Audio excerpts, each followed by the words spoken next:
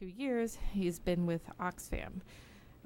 He contributed to the development of the Azue cultural movement, which uses art to promote reconciliation, peace between the peoples on both sides of the island of Hispaniola.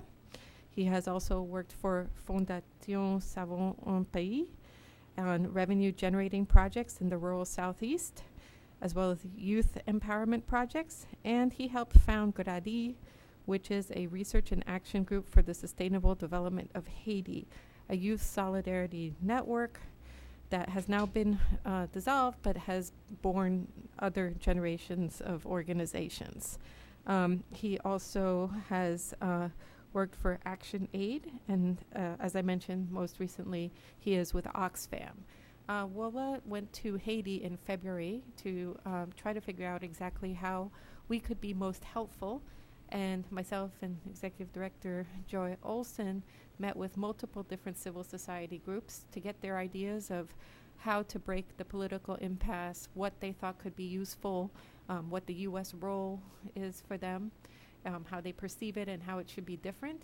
And among the many people that we spoke to, we very much were impressed by Jean-Claude, and you will see why in a moment, because he is working on several initiatives that we think merit support, because they are trying to look at a way to transform the society in a structural way so that in the long term you can avoid the type of political crises you have taking place right now.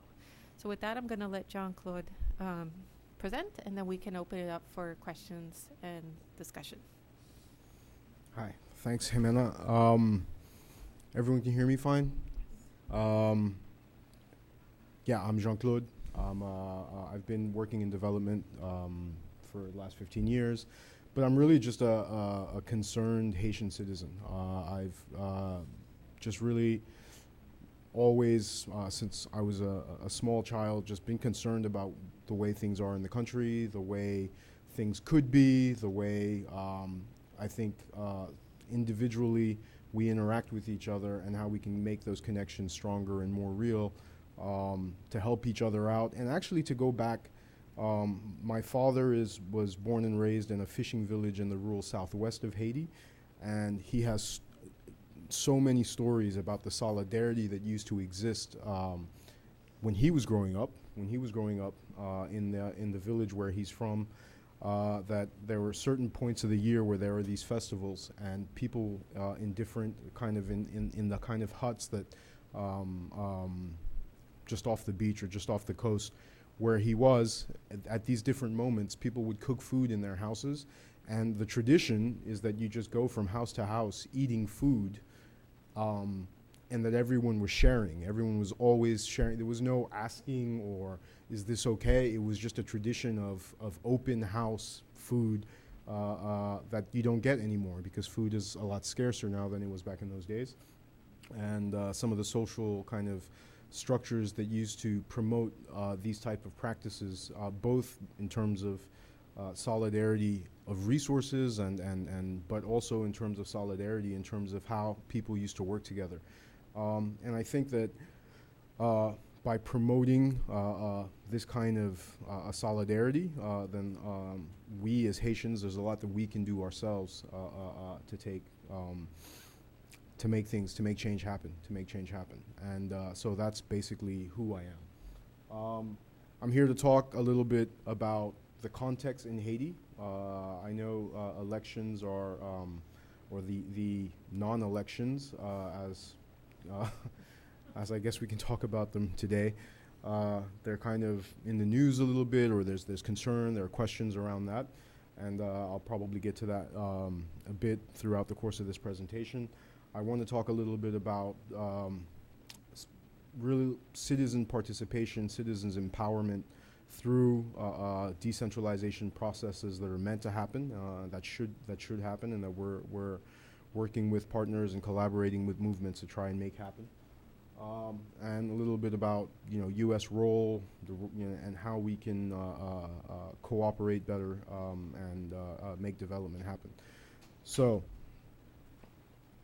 before I get started, actually, a big thank you to Wola, to Joy, to Jimena, and to Sebastian, who have been actually amazing. I met you in February, and I've been with you for the last 3 days, and I feel like I've known you for years, and that's a good thing. So a real big thank you, and thanks to all of you for your time and for wanting to listen to this. I'm going to start with a kind of historical perspective. I don't know, as you may know, you may or may not know, Haiti is a former French colony. At the time, it was called Saint-Domingue. And right from the outset, the society was structured in a way where it was, in terms of marginalization and exclusion, of course, there was slavery, but it was organized in a way in which the economy was built up around coastal cities because of trade with France. And the trade came from plantations which, for the most part, surrounded those coastal plains, which surrounded those coastal cities, mostly sugar and some coffee going a little bit up into the hills, but generating enormous amounts of wealth. I think there's a statistic that says that at one point the colony of Saint-Domingue generated a third of the GDP of France, so on its own, and there was more economic output in Haiti at the time than there was in all 13 colonies of the United States. So there was a tremendous amount of wealth that was being distributed, that was being generated, and obviously wasn't being redistributed. Not only was it not being redistributed internally between I guess at the time subjects or eventually citizens, but it wasn't being distributed equitably because generally there's another statistics where 90% or of that was being transported to France. A large majority of that there wasn't any scope or any scale in under French law for reinvestment in the colony itself, So that's how the economy was organized. Socially, you had the colonists at the top. You had a layer of free blacks or free mulattoes.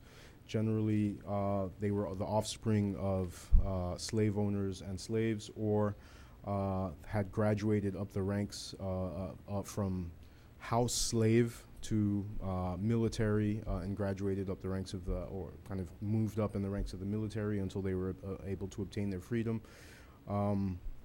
And you had the slaves who were considered, I guess, field slaves. And then beyond that, you had people who refused slavery altogether and managed to escape and hide in the first instant, but then organize and mobilize in the mountains of Haiti. And they were known as the Maroons. And still in Haiti today, the concept of the Maroon strikes a very strong image of freedom, of absolute rejection of the status quo. Of strength, being able to lift off the weight of slavery. And it's a very powerful, strong image. It also has negative connotations in Haitian Creole at times, because it also describes a culture of escape as opposed to resistance. And there are several reasons for that. But what made Haitian independence possible and the Haitian Revolution possible was that, on the one hand, the Maroons. Ooh, I think we can stay on this page though for now. Oh, software. On the one hand, Maroon mobilization became a question of survival, and so guerrilla warfare, and if I believe that the concept of guerrilla warfare was invented at this time, because the Maroons would come down from the hills at night, and in dug-up trenches, began to raid plantations, for their sugar, for their resources, their food, particularly their food and their water, as a means of survival, but also as a means of revolt. And on the other hand, you had this the class of free slaves or free former slaves who began to mobilize around the concepts or the principles of the French Revolution, and began to question their own status within the social structures that had been set up in the colony.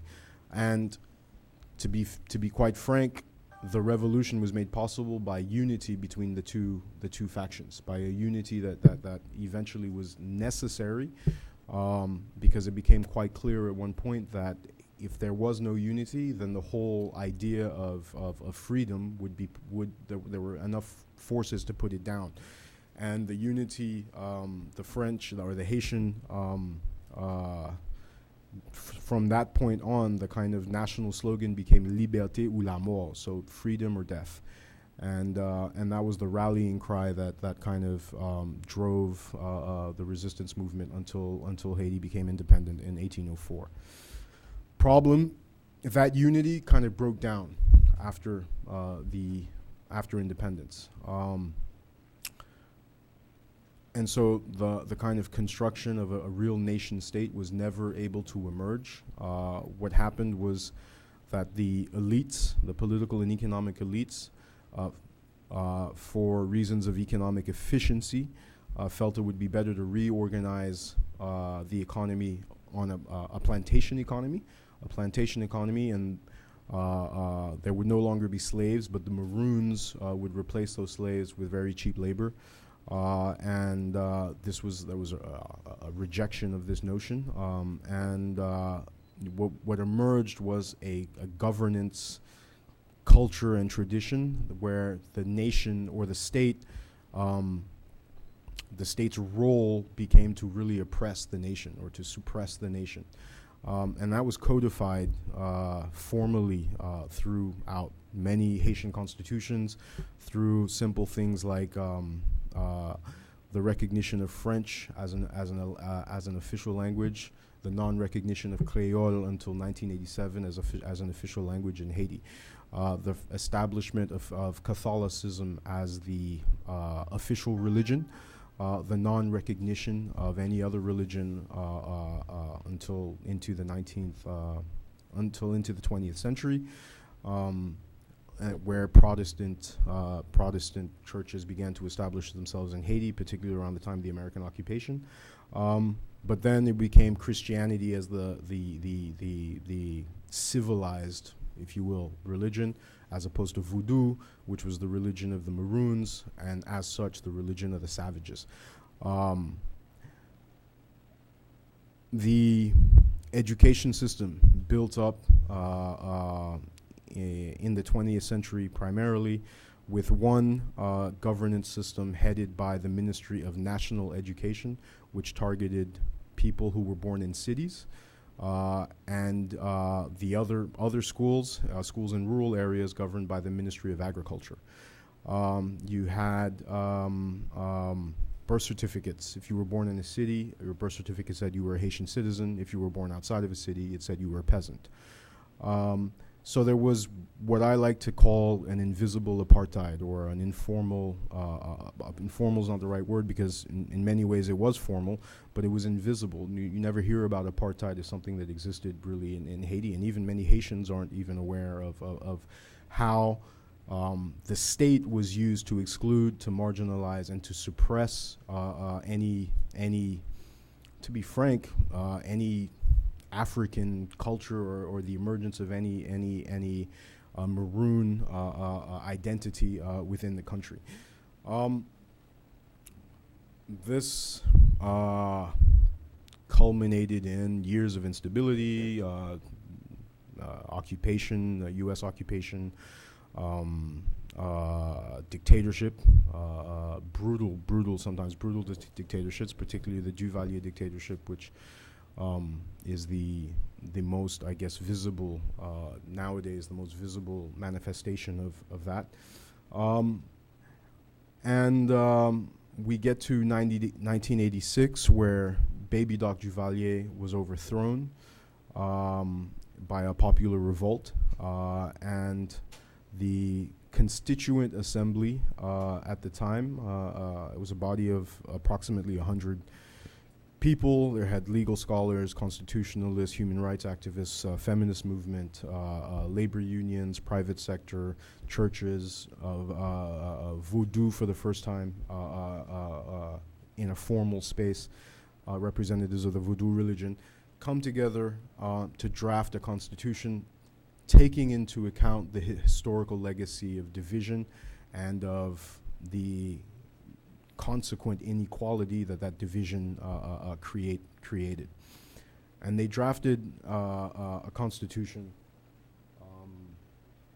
Well, I think I need to move the page now.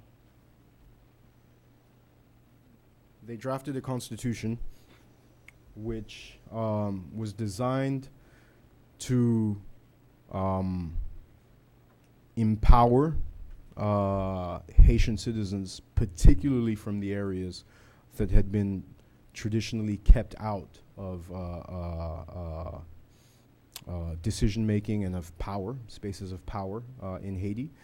In Creole, we say "moun en dehors," which literally translated means the people outside, and that's how you refer to someone who's not born in a city, or someone who you consider. These are the descendants of the Maroons, people who you would consider to be savage or not educated or not civilized, right? People not born in cities, people who had birth certificates that said they were peasants. And so this constitution was designed to bring them in, grant them access to full citizenship, have only one citizenship, and bridge the historical and social divides that had scarred and prevented progress in the country. And how do they do that? So you have, on the one hand, an executive branch. It's a bicameral executive branch with a president and a prime minister. You have a bicameral legislature with a Senate and a House of Deputies, which would be the equivalent of the House of Representatives here, and a judiciary, an independent and autonomous judiciary. And then you had vote in the voting cycles, things like in the mandate of a president, consecutive terms were eliminated. A president could be elected for 5 years, but not consecutive terms. Excuse me.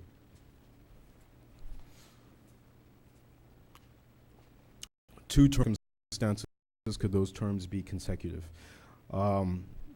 So there was a real effort in this constitution to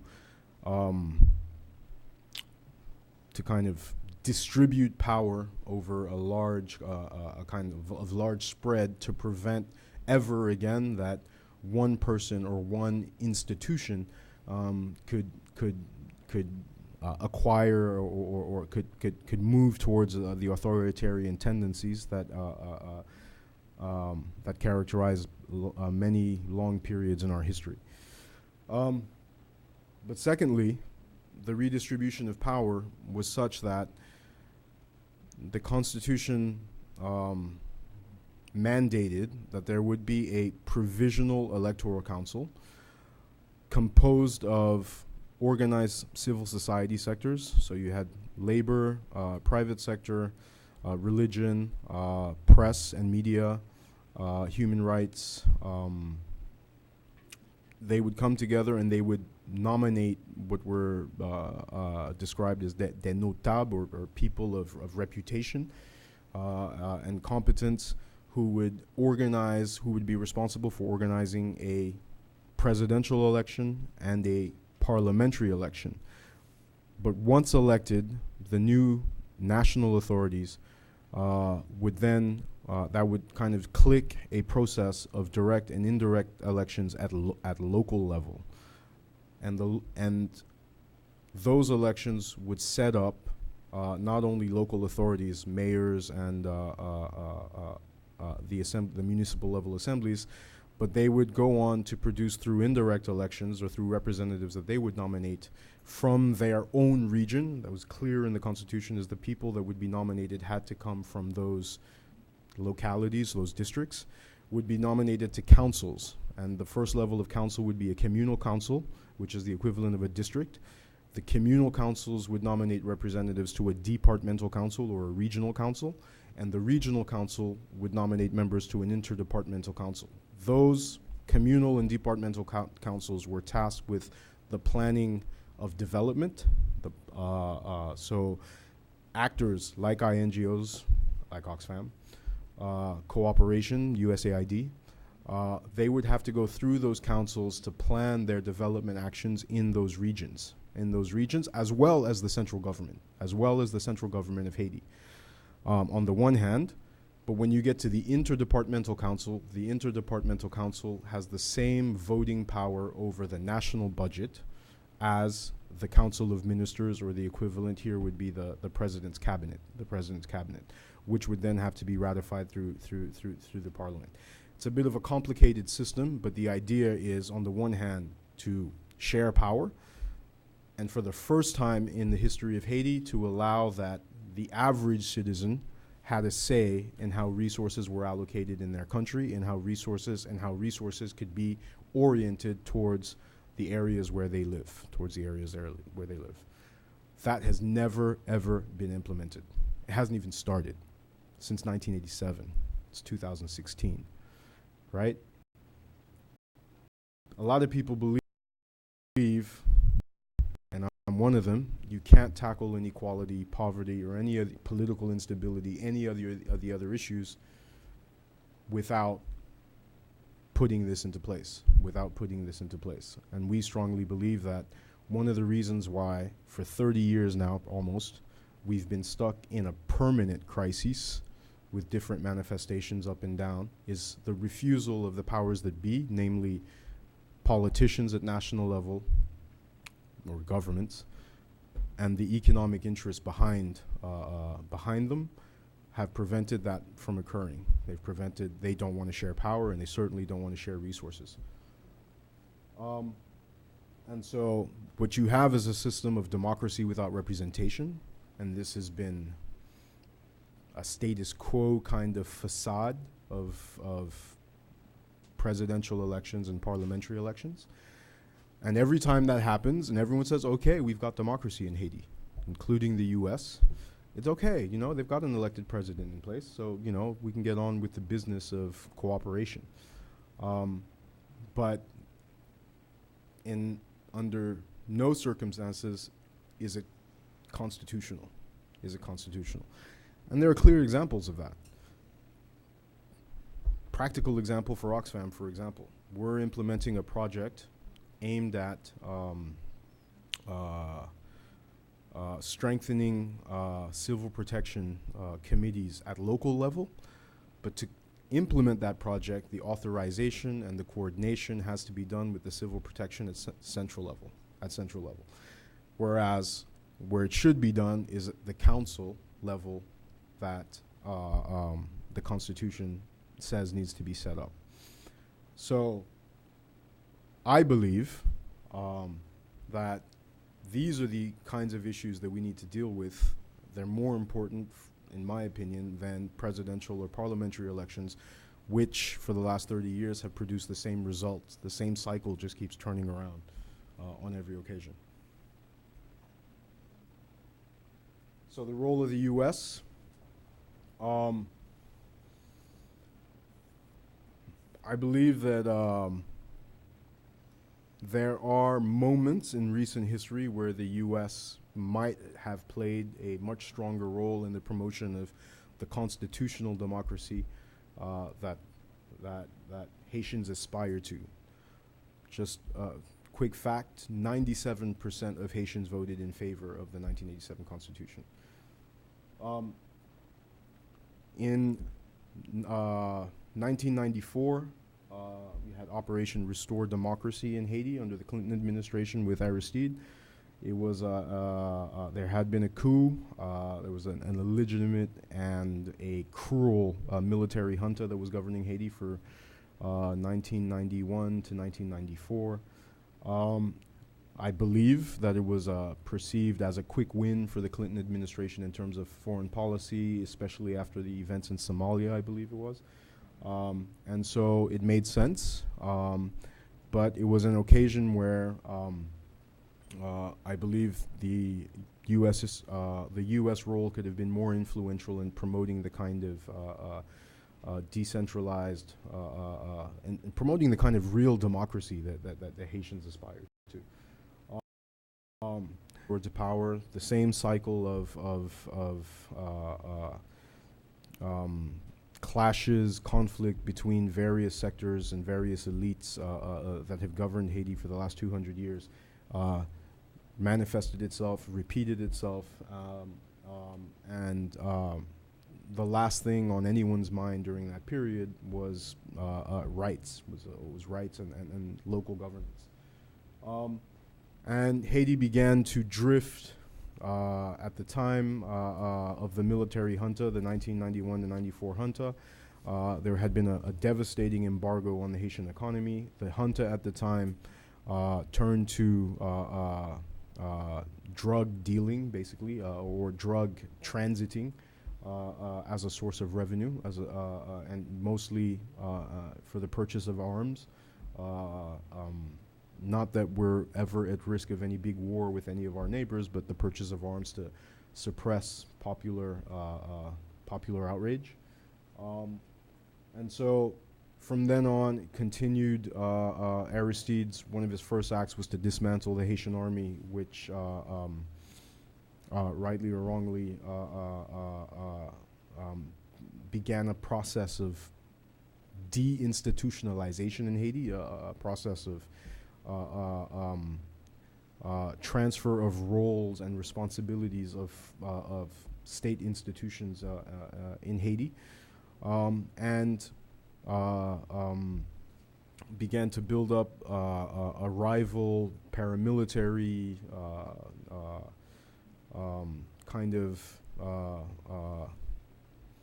parallel power, which was actually the same strategy as the Papa Doc Duvalier had used in the 60s, in order to guarantee their security, the security of the government at the time. And so that process, Haiti began to drift slowly and surely towards what's been described in various UN statements as a failed state.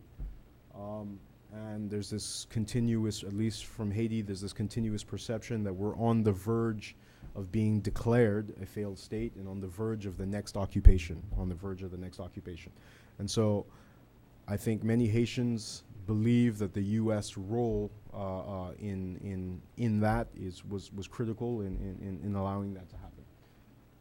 The trade agenda since then has focused on building up Haiti's manufacturing capacity, manufacturing in textiles,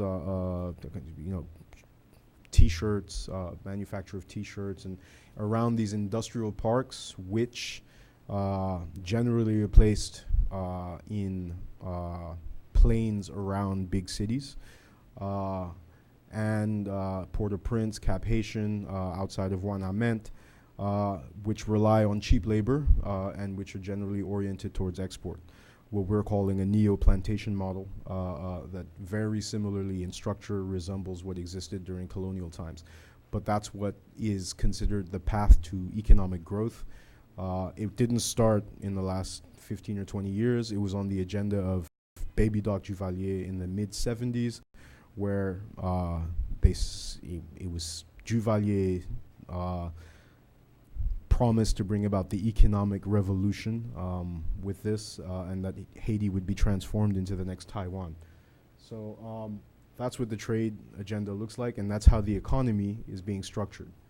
And so this is, I think these are the top line broad characteristics that define what's happening internally in Haiti, and as well as define Haiti's relationship with the outside world, including the United States. as part of that, it has been assumed, I think part of the approach has been over the last 20, 30 years, that all this is okay, but if we keep financing elections and supporting elections at national level, those elections will eventually lead to some kind of political stability, which will eventually lead to some kind of climate that's favorable for investment, which will eventually lead to a kind of climate that's favorable for economic development. But a lot of times we don't question where that aid goes or how that aid is distributed. So talk about investment grade here.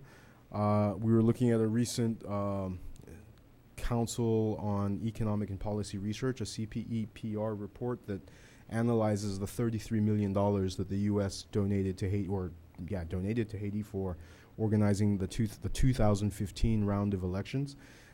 It was a $33 million that was invested.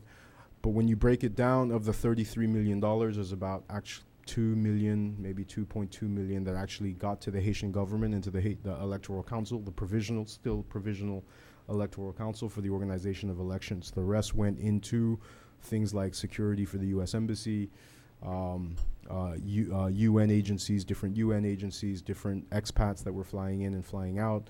There's a whole host of, there's a really good breakdown in that report of where that $33 million went. And it's just indicative of maybe why aid isn't working the way it should be. This is not something that I'm raising as a Haitian citizen, or that Oxfam is raising, or that the different networks and coalitions are raising. But we've recently had meetings with the Comité des Partenaires Techniques. The Comité des Partenaires Techniques is a group in Haiti of the 12 largest donors to the country. 12 largest donors to the country. It includes USAID, it includes the EU. Within the EU, it includes the French, the Spanish, the English, the UK. Actually, I can't say the UK within the EU anymore. But yeah, so the Canadians are there, the OAS is there, the Inter-American Development Bank is there, the World Bank is there, the IMF is there.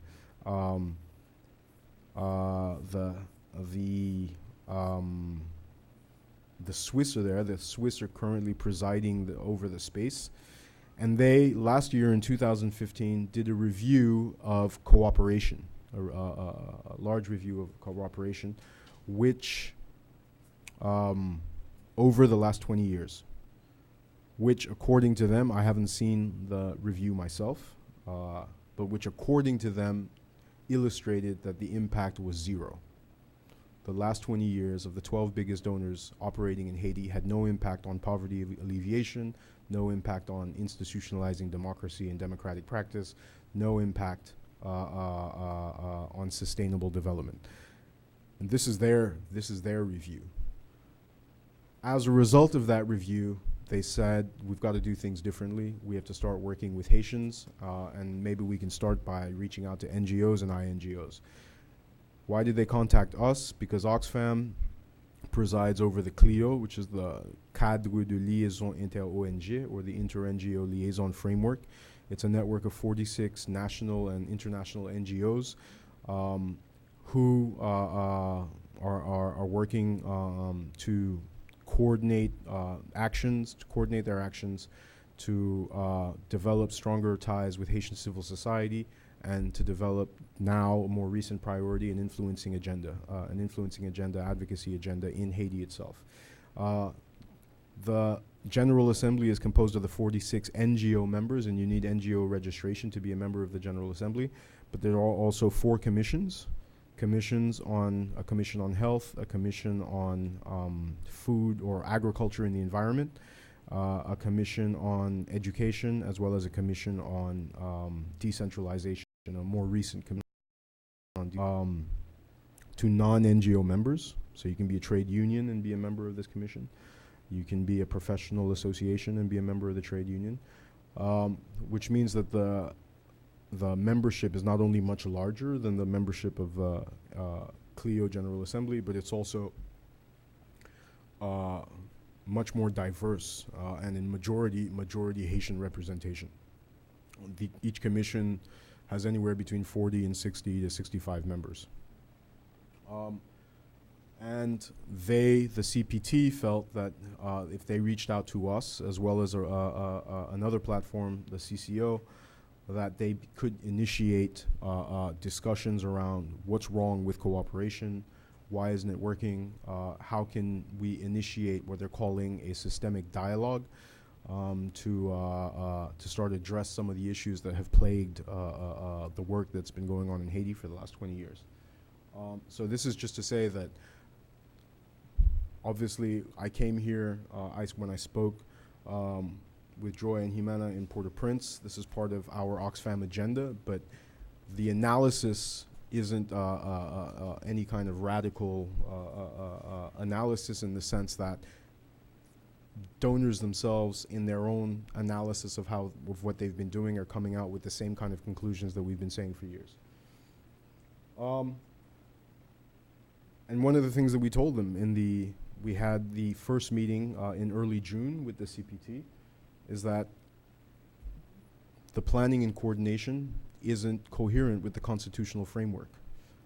And nowhere is there an understanding that they even know what the constitutional framework is, that they are willing or enthusiastic, we would hope, about planning and coordinating in that way, which we believe would be far more empowering for the average Haitian citizen than what the experience of the last 20 years has been. So, if we want to look at an alternative approach,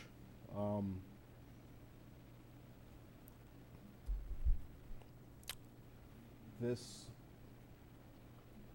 framework for institutional decentralized planning and coordination. There's a communal development fund which is financed under various Haitian budgets by a kind of collection of percentages off kind of a basket of taxes. So 0.5%, 0.05% off of income taxes. There's a percentage that comes off an airport tax, percentages on cigarette tax, percentages off alcohol tax, et cetera, customs, et cetera. This is the primary financing mechanism of local authorities, and it generates anywhere between 1 billion to 1.5 billion gourds a year to cover 144 communes. 1 billion to 1.5 billion gourds is something maybe $20 million off the top of my head, around $20 million. So it's not a lot of money, but USAID, one of their more interesting projects in the Local and Local Plus program, was able to demonstrate that with that minimum amount of funding, which still leaves local governance severely, critically under-resourced, they were able to demonstrate that with the right support in terms of technical capacity, in terms of using the communal development planning process, and with support on resource mobilization, they were able to multiply in 2011 and 2012 revenue for local authorities by 10 or tenfold. We believe this kind of initiative is the kind of initiative that donors should be focusing on, There's not a lot of publicity around this. I found this out because in the advocacy work that we're doing with one of our Haitian partners, they had consulted with USAID on the setting up of the initiative with several of the local authorities that they had set it up with. And they told us 10 times. They went from 6 million gourds to 60 million gourds in the space of a year. So these are the kind of initiatives that I believe such countries, and they would help not only to send a clear message to Haitian elites and Haitian actors that the United States is serious about democracy and local governance in Haiti, and I believe the weight of the influence of the United States in a country like Haiti, that's an important message. That actors will respond to that message. and that's a message that needs to be sent. This is another proposal. This is a proposal that came from a confederation of mayors in a region in Haiti called the Grandas. It happens to be the region where I'm from. This is a region where after the earthquake in 2010, there were, it was not directly affected by the earthquake itself, but it was indirectly affected, but massively so, because populations, as a result of migration, people migrating out of Port-au-Prince for fear of more earthquakes, people running away from the city for a period of about 6 months to a year.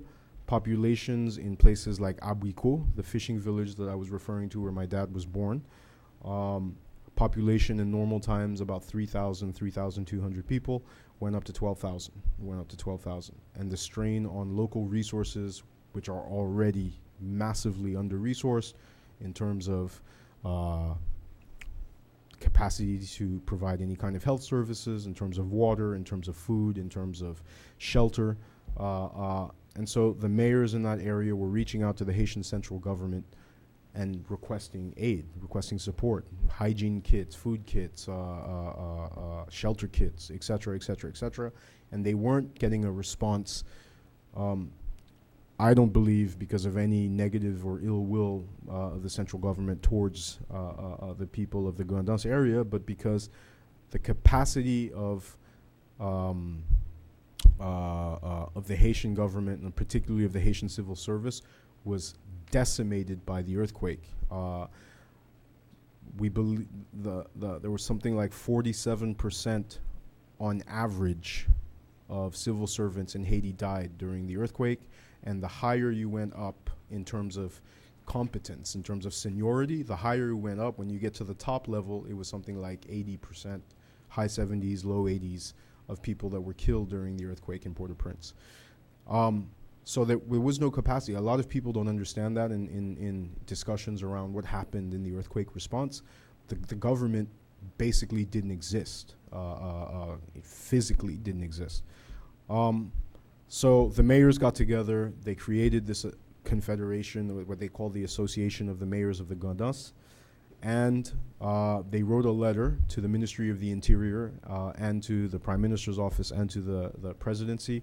And they publicly declared their autonomy, their constitutionally mandated autonomy, which meant for them that they were allowed, for the first time in history, to begin direct relations with other governments, And they established direct relations with the decentralization, with the Decentralized Cooperation Ministry of France. And the result has been an array of projects. I've got some key figures there that for relatively small amounts of money are having a real impact on livelihoods in particular in that area. And so we've been saying in meetings that we've been having all week that these are the kind of initiatives that the U.S. can look at, that the U.S. might want to draw some ideas from, and deal directly with local authorities. There's a sense that we can't talk to Haiti right now because we're not sure about the legitimacy of the current government, but you can get around. There are ways around that. So just a little bit about our influencing agenda.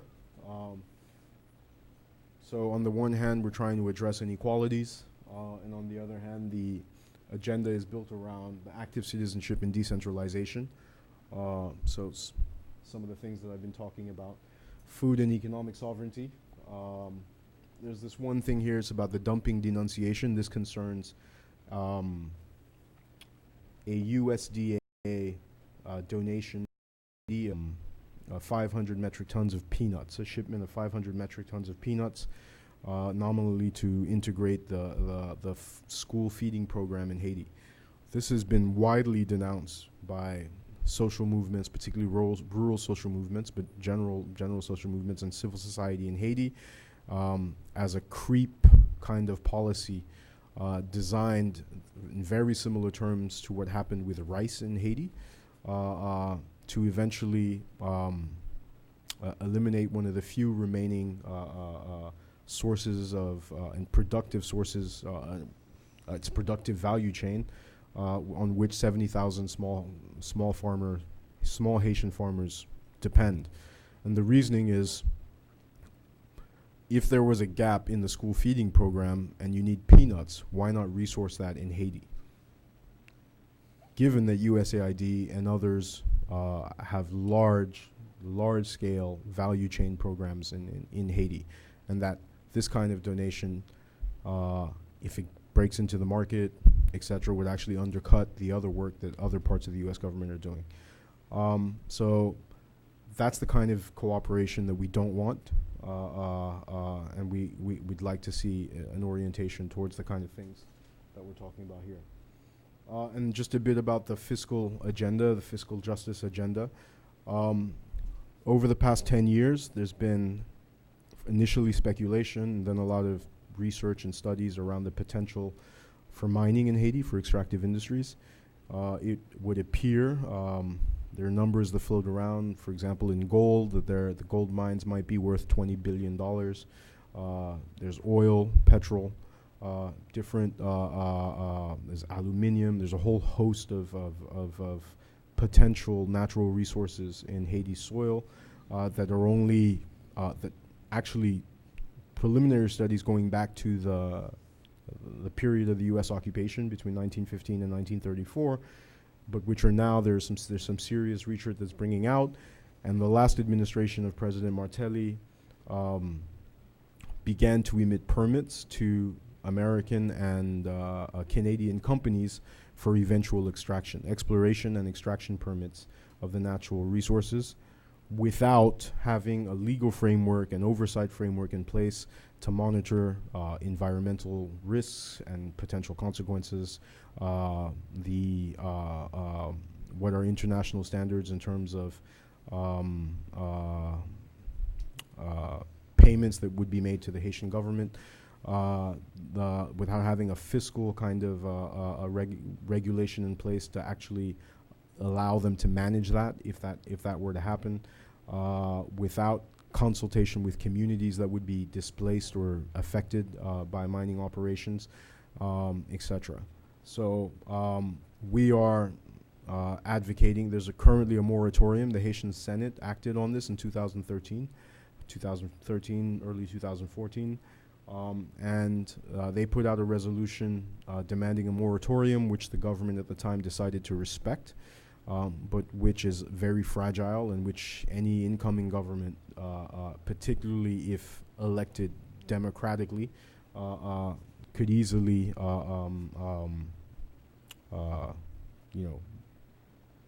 backtrack on. So we're doing a lot of work around that. We're doing a lot of work with the Azué movement as well, which considers mining a binational issue. It's not an issue that only considers, that's not a territorial issue, in that mines don't have borders. So there are mines in the Dominican Republic which are being exploited, and on which would have potentially disastrous consequences for Haiti if not done in the proper way.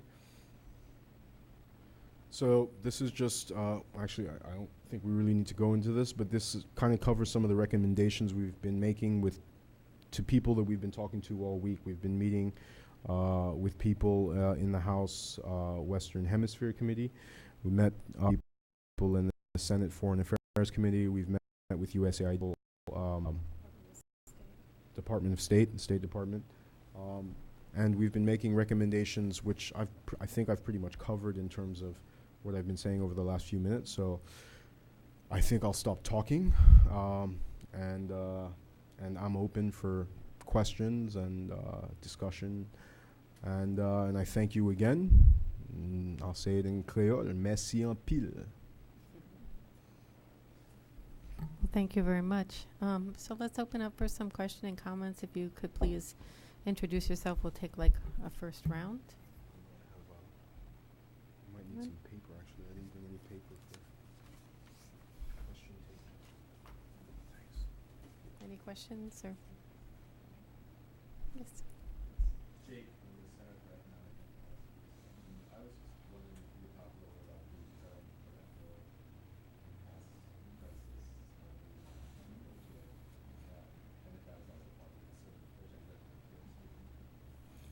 Yeah. So, Go ahead. are we gonna take a few or? No, go ahead. Okay. Start with that. I'll start with that. So, to understand the electoral impasse, you again have to go back to the Constitution. The impasse didn't start last year. It started in 2009 because there's a strong current in Haiti, and really backed by establishment type of actors, economic and political, even civil society actors, some which are financed by dubious sources, but the 1987 Constitution isn't working. It's not working, and we need another Constitution because the implementation has proven to be too complex and too difficult. I believe that's a false argument because they never tried to implement it. And in order to test it, there needs to be some implementation, right? So in 2008, the recurring need for this amendment, the recurring pressure that the Préval administration was facing around this amendment, they put together a group, a presidential committee to make recommendations on what needs to change, and they made some good recommendations around things like dual citizenship, and which was a boon to the very large Haitian diaspora in the U.S. and Canada and the Dominican Republic. But they kind of crept. There was no kind of debate or dialogue or consultation around the changes that were being made to this framework for decentralization. And what they did was they kept the interdepartmental council. They kept what would become eventually the permanent electoral council, but they said that they would be nominated, or the representatives in those two spaces, which, according to the Constitution, should represent directly the interests of the historically marginalized. They would be nominated directly by the executive branch, by the legislative branch, and by the judiciary. So they would be nominated centrally. I am totally opposed to that personally. Our position is that goes, it's a complete contradiction to the kind of changes that the country needs. But it was sent to the parliament, and it was voted on in 2009 and passed. Problems began to happen when several weeks later, and at the end of the Préval administration, it was sent to Parliament in late 2010, and the end of the Préval administration, it was published after it was voted on. It was published in the national newspaper, the official newspaper called Le Moniteur, which technically is when legislation becomes law in Haiti. It's when it's published in the government newspaper. And what was published wasn't coherent with what had been voted in Parliament. So that set up the impasse. Martelly was voted in, or depending on where you stand on that issue, but Martelly came to power. And initially said that this issue wasn't an issue that his administration could deal with because it was a mess that was created by the previous administration, and then said, all right, and set up again another consultative group, et cetera, which then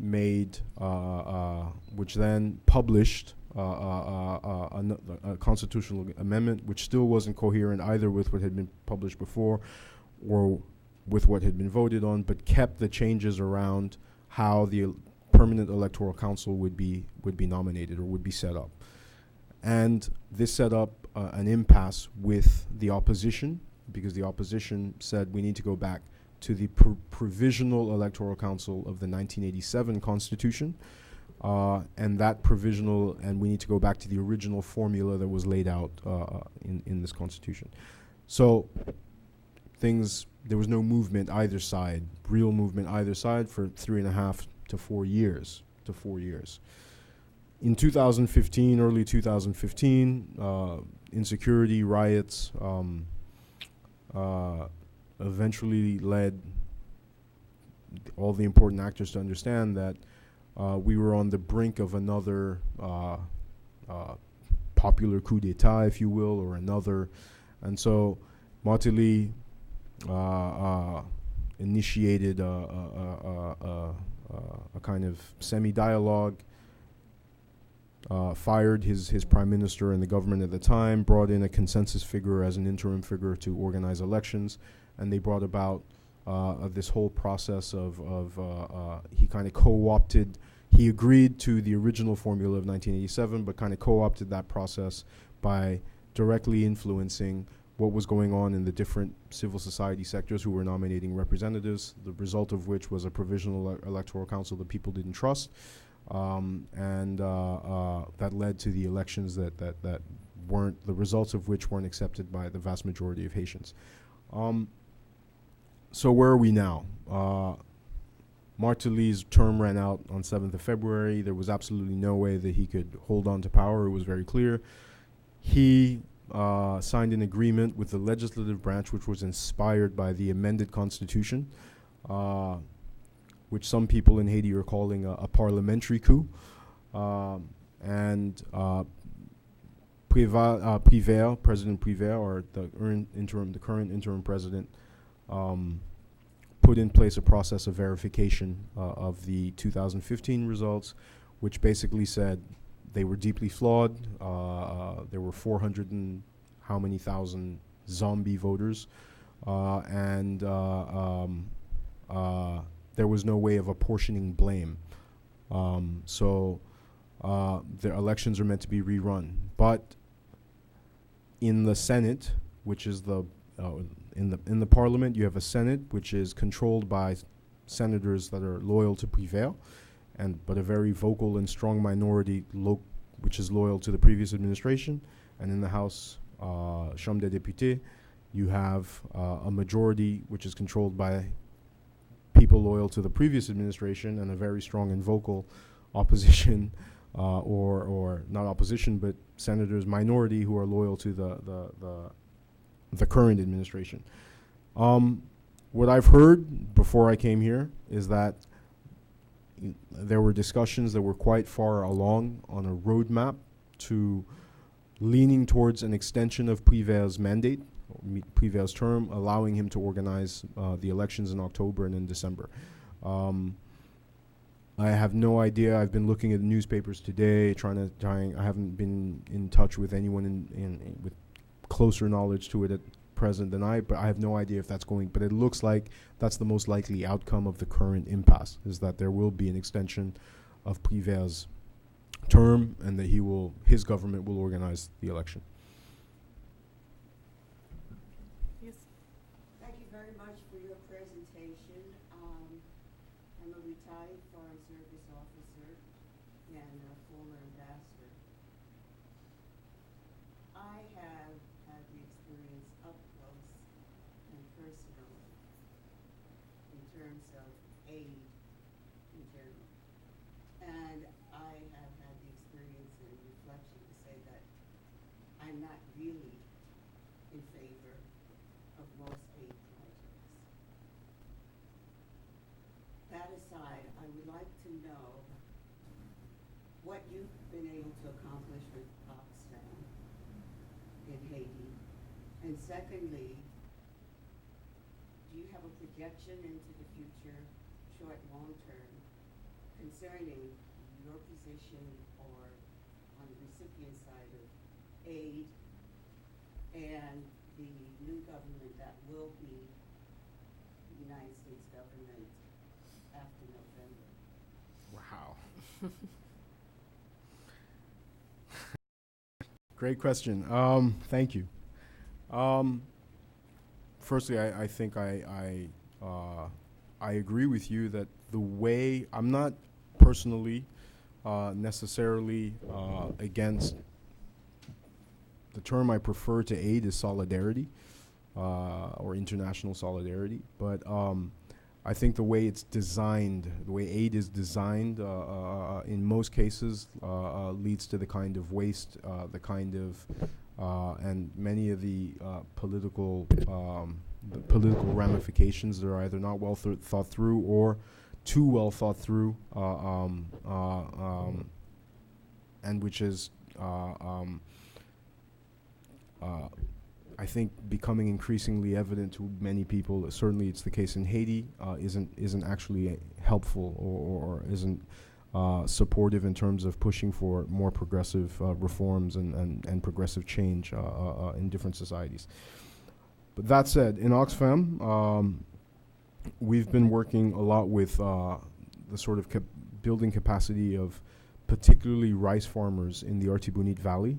The Oxfam America program in Haiti has been pretty focused on that. There was a big humanitarian response program after the earthquake, but within 2 years, it's kind of been more oriented towards, and over the last three and a half years, more oriented towards the capacity of livelihood farmers. We're doing that through building organizational and management capacity of cooperatives. Particularly, one of our most interesting cases is a women's cooperative in the Artibonite Valley, working in the rice value chain through the promotion of an SRI system of rice intensification methodology, through advocacy, an organization of the rice sector in the Artibonite Valley, but also nationally, plugging small farmers into decision-making spaces at regional level and at national level, so that their voices and their aspirations can be taken into account, their demands can be taken into account.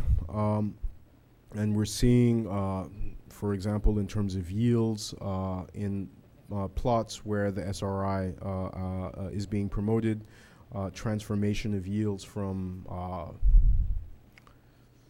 3.5 tons per hectare to 8-9 tons per hectare in those plots. We're doing a lot of research to back that up. We have a partnership between the Ministry, the Faculty of Agriculture of the Haiti State University with University of California, Berkeley. That's doing a lot of the research to really understand what are the processes that makes that happen. And there's a big advocacy program in terms of our food sovereignty and agroecology programming that has accompanied that, but that's going to really be scaled up over the next year and a half around that kind of programming. We are now in a process of change in Oxfam. So Oxfam America is disappearing as a separate entity in Haiti, but there are 5 Oxfams in Haiti right now, and they're merging into one Oxfam in Haiti. And I described here is the program of one Oxfam in Haiti. And we're going to have a big focus on these in terms of our strategy projection over the next 5 years. There's going to be a big focus on tackling inequality in networks and coalitions with Haitian civil society groups around the kind of issues, the governance issues, the decentralization issues, the power shift issues that we need to see in order to, we estimate, in order, or we plan, we hope, in order to see the kind of changes that we believe are necessary for real kind of real progress to be made in terms of development in Haiti. So I've been in Oxfam for 2 years now. The kind of impact I've seen is real. It's important. It's a drop in the bucket to compared to what is necessary and what is required. But I think we've got. I think we're working on some of the important issues, and that we have to strengthen that work as we go forward, and that's why collaborations with WOLA, who brought me here. I didn't come here with Oxfam, but it was actually WOLA who invited me here. That's connecting with some decision makers here, connecting that with the work that we're doing with the Haitian Parliament, connecting that with the work that we're doing with the G12 or the CPT space of donor countries in Haiti. We believe that this is the kind of dynamic that can generate the kind of political pressure that is required for these important changes to happen. Did that answer your question? Sort of. But what do you see now projected in terms of Oh, yeah. Clinton or Trump administration? Okay, so I think so personally, not Oxfam, but personally, and not just personally, I think in Haiti, public opinion is terrified for several reasons. I talked a little bit about the advocacy that we're doing around mines and extractive industries in Haiti.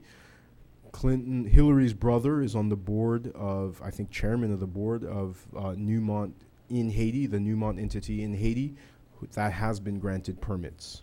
The Clinton Foundation's response to the earthquake, in public opinion anyway, the perception is that focused on the wrong priorities. There's the construction of a major luxury hotel in Pitronville, and didn't really bring about a lot of change or help. Clinton's role and the Clinton Foundation's role, Bill Clinton and the Clinton Foundation's role in the reconstruction, I think is generally perceived to be a negative thing. Didn't he apologize for the pigs? He apologized for the rice. He Oh, apologized rice. for the rice, which was nice. But Trump is Trump, so we're terrified.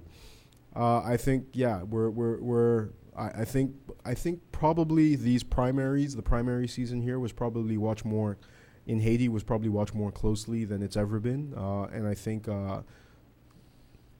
Whether you're more, you associate yourself as more right wing or left wing in Haiti, I think on both sides of the aisle, everyone's terrified, and that's a personal opinion.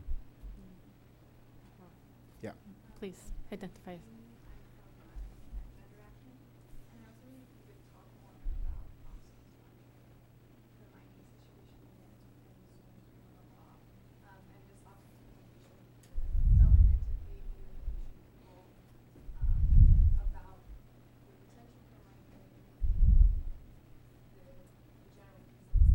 Sure. And can you also add any comment you have about the cholera epidemic in MINUSTA? Sure. Okay. Mines and cholera.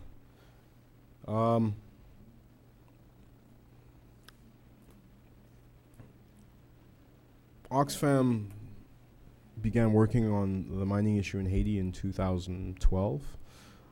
We have a big publication that we launched last year called the Ready for Gold report. It's an analysis of the regulatory framework in Haiti, the fiscal, environmental, and it's really an analysis of the mining regulation in Haitian law, under Haitian law now, as well as an analysis or a comparative analysis of where those things are compared to how they compare with international norms. It's a sort of scorecard that accompanies our Ready for Gold report. And I think it's available on the Oxfam website. And if not, I can maybe put my email up and I can send it to Ready for Gold. Around 2013, we hosted a big workshop, which actually led to the Senate resolution calling for the moratorium. We work with the Mining Justice Collective in Haiti, which is a collective of Haitian community organizations, social movements, etc. And that's our main partner on this issue. And they have done a fantastic job of raising awareness in communities that would potentially be affected on mining. And they continue to do that work. They are also working with researchers from New York University, and they have a very strong position against mining, period, in Haiti. Against mining, period, in Haiti. Our position is that the current moratorium, needs to be prolonged and maintained through this transitional period. We don't know how long it's going to be around, but through the period, but beyond the period, until such time as all these conditions might be met. All these conditions might be met, and that is what we've communicated publicly with our partners. What we've communicated in the media. What we in May, end of May, invited to a meeting with the Haitian Prime Minister. I said, are there any plans to introduce legislation around this? And the position of the Haitian government now is that no, this cannot be addressed by a transitional government, and any new legislation would have to come from a democratically elected, legitimate government. So that's where we are now. We are working to set up an observatory in Haiti. We want to bring together universities, journalists, human rights activists, just different sectors to come together in a coalition that can autonomously can research issues, challenge reports that are coming either from the Office of Mines and Energy, the Ministry of Public Works, and from mining companies themselves. And so we want to be able to build capacity in things like investigative journalism, and work towards being able to challenge. And so that's what our positioning is right now. We're at the very earliest stages of working on that observatory. And the idea is that in the Dominican Republic, there is also ongoing work around an observatory, and setting up some kind of binational coordination between Haitian universities, Dominican universities, groups, activists, etc., around this kind of issue. But those are plans. And that's part of our influencing agenda here. Cholera. Again, this is a personal position. Cholera was brought to Haiti by MINUSTA. MINUSTA needs to repair the damage that they've done, and that's a personal position. Please.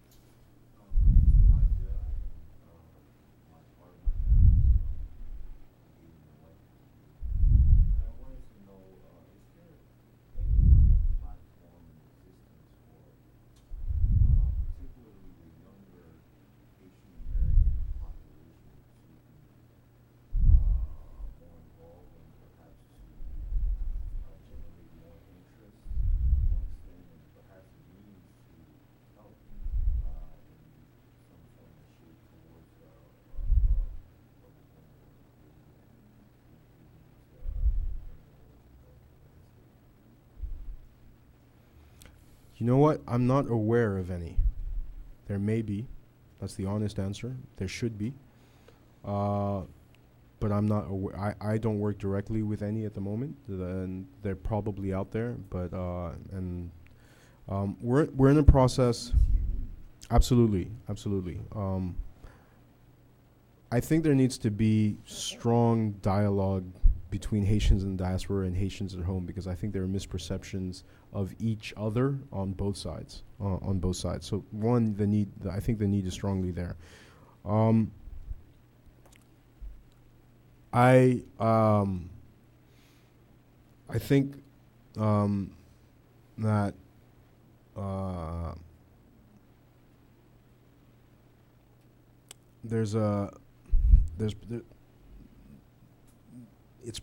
I was just going to say that at Oxfam, the humanitarian emergency completely had a very negative impact on our relationships with many partners that had been built up over the last 20 years. Oxfam's been in Haiti for about 30 years. And it's not something that's unique to Oxfam. Working in Haiti, particularly working in earthquake response, completely bypassed Haitian civil society. Experts were brought in from Europe and Asia and everywhere, from the United States, to come manage a humanitarian response. And what you ended up with was a program that wasn't appropriate, wasn't tailored to needs. I'm speaking in very general terms. There were good programs and good initiatives that happened in this, but I believe that that as a result of that, we are not where we need to be on partnerships. And so we're in a process right now where we're trying to rebuild that capacity. We're trying to win back trust. And we're in the process of this year of developing a new partnership framework and doing a partnership mapping, which may lead us to the kind of organization that closer links with the diaspora. So, yeah, I do believe that there's a need, but it's been a bit of a crazy time, and it's something that's in the process of, in terms of internal organizational processes of developing. Okay, well, I think with that, I'd like everybody to give a round of applause to Jean-Claude. Thank you all for coming today. Thank you.